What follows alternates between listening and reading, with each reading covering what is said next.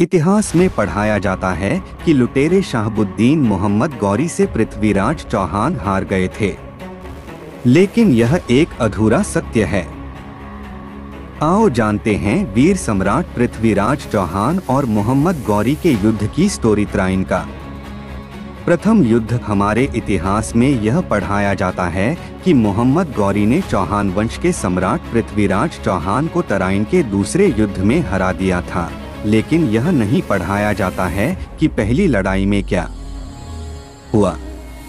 पहली लड़ाई वर्ष 1191 में हुई थी, जिसमें पृथ्वीराज चौहान ने न केवल मोहम्मद गौरी को हराया था बल्कि उसकी पूरी सेना को बंधक बना लिया था और कई दिनों तक उस लुटेरे को सम्राट ने अपनी जेल में रखा। बाद में उसे और उसकी सेना पर दया करके उसे छोड़ दिया गया और उसे उसके देश लौटने का मौका दिया। हालांकि कुछ इतिहासकार यह कहते हैं कि तराइन के प्रथम युद्ध में मोहम्मद गौरी की बुरी तरह हार हुई और उसकी सेना भाग खड़ी हुई। वह भी बुरी तरह से घायल होकर भाग गया था। कहते हैं कि लुटेरे गौरी की जान एक युवा खिलजी घुड़सवार ने बचाई थी। यह भी कहा जाता है कि यह लड़ाई भटिंडा सहित पंजाब पर गौरी के अधिकार को लेकर हुई थी। पृथ्वीराज पंजाब की धरती से इस लुटेरे के अधिकार को समाप्त करके राजपूतों का अधिकार स्थापित करना चाहते। तराइन का दूसरा युद्ध। तराइन के इस युद्ध से पहले सम्राट पृथ्वीराज चौहान कई हिंदू राजाओं से लड़ाइयां कर चुके थे जो उसके शत्रु बन बैठे थे। चंदेल राजाओं को पराजित और जयचंद्र के साथ होने वाले संघर्ष में उसके कई वीरों को वीरगति प्राप्त हुई थी। फिर भी पृथ्वीराज चौहान ने अपनी सेना को मजबूत बना रखा था। मोहम्मद गौरी तराइन की पहली लड़ाई में बुरी तरह हारने और बंधक बना लेने और फिर छोड़े जाने के एक वर्ष बाद यानी 1192 में वह दोगुनी सेना लेकर पृथ्वीराज चौहान से लड़ने आया।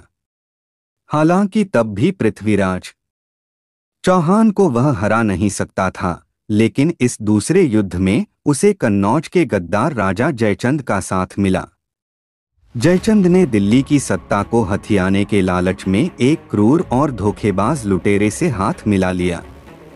उसने मोहम्मद गौरी को न केवल अपनी सेना दी बल्कि पृथ्वीराज चौहान के पड़ाव और सेना की सूचना भी थी। मोहम्मद गौरी ने जयचंद के कहने पर धोखे से पृथ्वीराज की सेना पर रात में सोते हुए सैनिकों पर हमला कर दिया।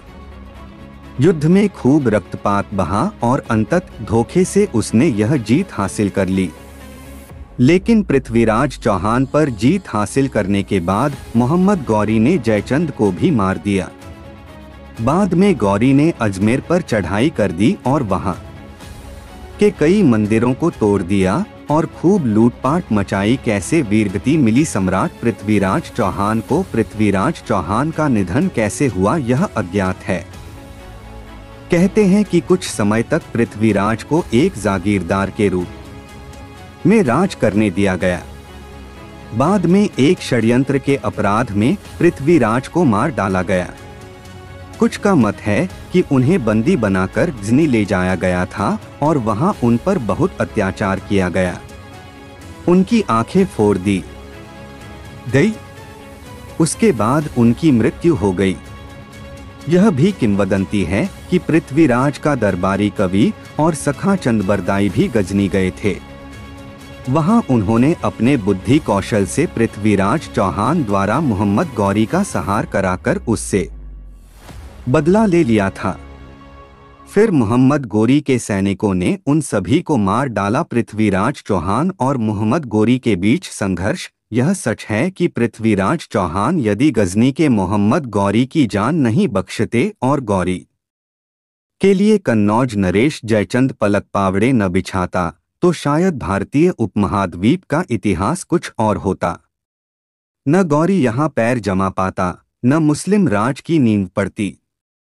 पृथ्वीराज के बाद अगले 300 वर्षों तक इस्लामी शासन का मुकाबला करने वाला कोई नहीं था।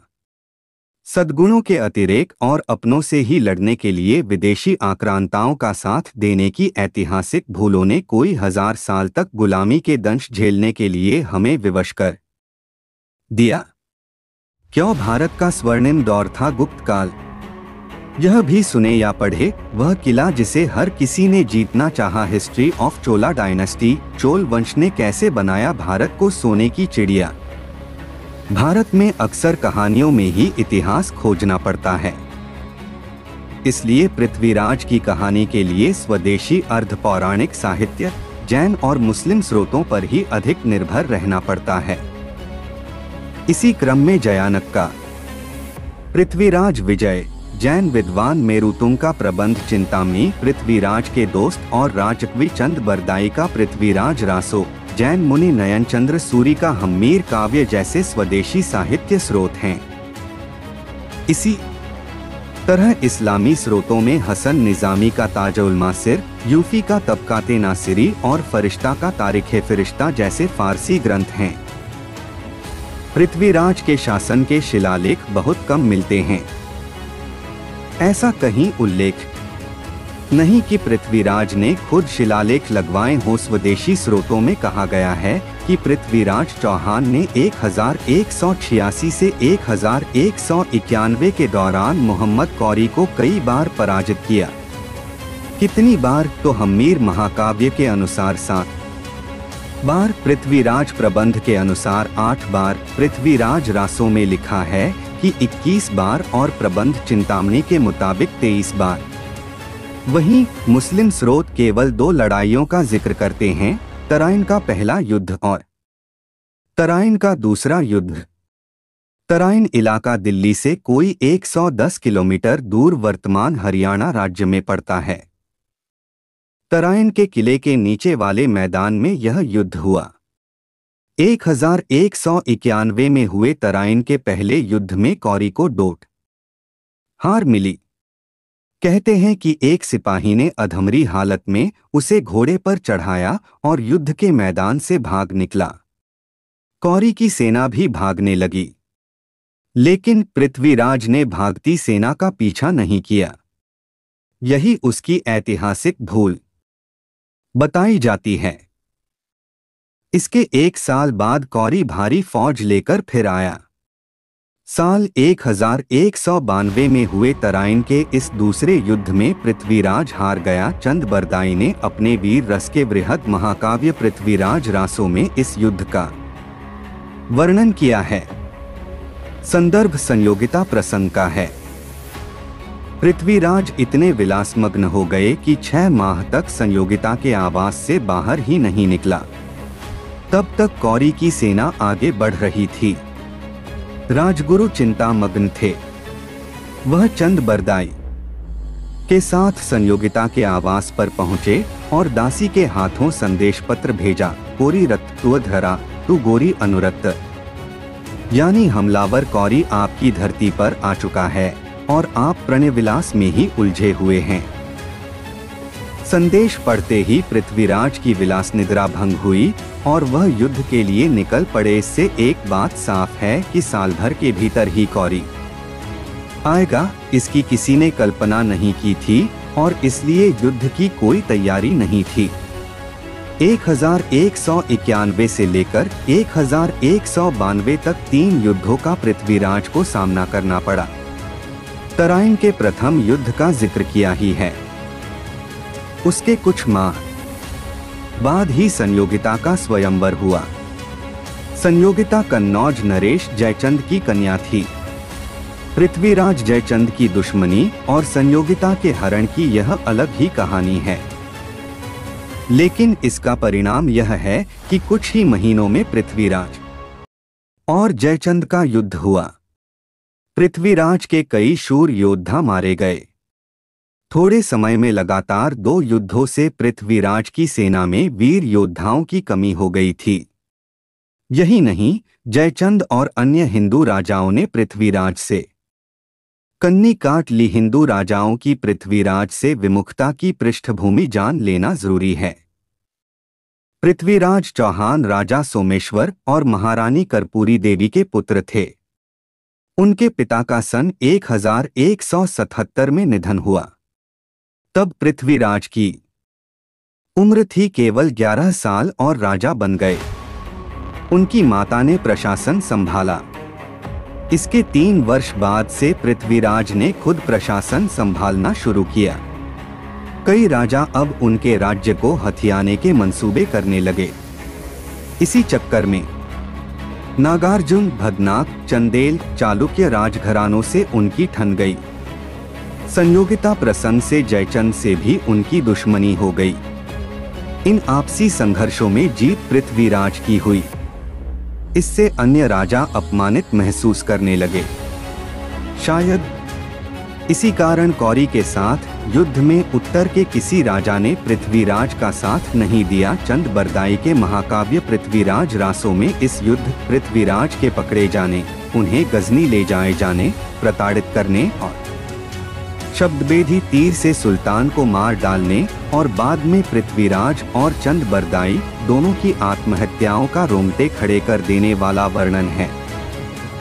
यहाँ सवाल हो सकता है कि चंद ने जब आत्महत्या कर ली तो फिर रासों में इस घटना को किसने लिखा? इसका उत्तर यह है कि कौरी जब पृथ्वीराज को गजनी ले गया तब उसके पीछे पीछे चंद भी पहुंच गया था। जाने के पहले उसने अपना यह अधूरा काव्य ग्रंथ अपने पुत्र जलहण को सौंप दिया था। रासों में गजनी की घटनाओं का यह वर्णन जलहण ने लिखा है। रासों में जिक्र है, पुस्तक जलहण हथ दे चली गजजन नृपकाज। इससे रासों के समय को लेकर इतिहासकारों में मतभेद है, क्योंकि उसके कई पाठ मिलते हैं। कुछ लोगों का कहना है कि यह 16वीं सदी की रचना है। प्रसिद्ध विद्वान और पुरातत्वविद ब्यूलर को पृथ्वीराज विजय नामक संस्कृत काव्य की एक खंडित प्रति मिली थी, जो 12वीं-13वीं सदी की मानी जाती है। इससे रासों के लेखन काल को लेकर प्रश्नचिन्ह उपस्थित हो गया है। पृथ्वीराज की मृत्यु के बारे में भी भिन्न भिन्न कहानियां हैं। रासों के अनुसार चंद बरदाई ने मोहम्मद कौरी को पृथ्वीराज का शब्दभेदी कौशल देखने के लिए मनाया था। कहते हैं कि कौरी ने पृथ्वीराज की आंखें गर्म सलाखों से फोड़ दी थीं। इसलिए वह आश्वस्त था और एक नेत्रहीन का कौशल देखने के लिए तैयार हो गया। इसी दौरान चंद का यह छंद प्रसिद्ध है, 4 बांस 24 गज अंगुल अष्ट प्रमाण। ता ऊपर सुल्तान है मत चुके चौहान। कहानी कहती है कि इसके बाद पृथ्वीराज ने तीर से कौरी को मार गिराया। यह घटना कुछ अनैतिहासिक बन गई है, क्योंकि वह मोहम्मद कौरी की मौत की तारीख से मेल नहीं खाती। इतिहास कहता है कि कौरी की मौत 15 मार्च 1206 को हुई। उसे जाटों की खोखर नामक जमात ने झेलम के तीर पर मार डाला। उसकी कब्र भी वहां है। फिर गजनी में किसकी कब्र है? एक अन्य कहानी कहती है कि शब्दभेद के समय किसी कारण से मोहम्मद कौरी दरबार में हाजिर नहीं हो सका था। मोहम्मद कौरी का असली नाम शहाबुद्दीन है। उसका बड़ा भाई गियासुद्दीन तब सुल्तान था। छंद में जिस सुल्तान का जिक्र है, शायद वह गियासुद्दीन है, जिसकी मौत सन 1202 में हुई थी। इस्लामिक सूत्रों में गियासुद्दीन की मौत का कारण नहीं दिया गया है, लेकिन रासों में जिस घटना का जिक्र है वह सन 1202 की है। इसलिए तारीखों का कुछ मेल बनता है। गियासुद्दीन के बाद शहाबुद्दीन सुल्तान बना और आगे 6 वर्ष तक जीवित रहा। जैन सूत्रों के अनुसार युद्ध में कौरी ने पृथ्वीराज को कैद कर लिया और बाद में हत्या करवा दी। विरुद्ध विधि विध्वंस में कहा गया है कि युद्ध स्थल पर ही पृथ्वीराज की मृत्यु हो गई। 14वीं सदी के जैन विद्वान मेरुतुंग ने अपने ग्रंथ प्रबंध चिंतामणि में कहा है कि चौहान के संग्रहालय में मुस्लिम विरोधी पेंटिक देखकर कौरी क्रुद्ध हो गया और पृथ्वीराज को मरवा दिया। पृथ्वीराज प्रबंध में कहा गया है कि बंदी बनाने के बाद पृथ्वीराज को अजयमेरु यानी वर्तमान अजमेर में लाया गया। अजयमेरु पृथ्वीराज की राजधानी थी। कौरी ने पृथ्वीराज के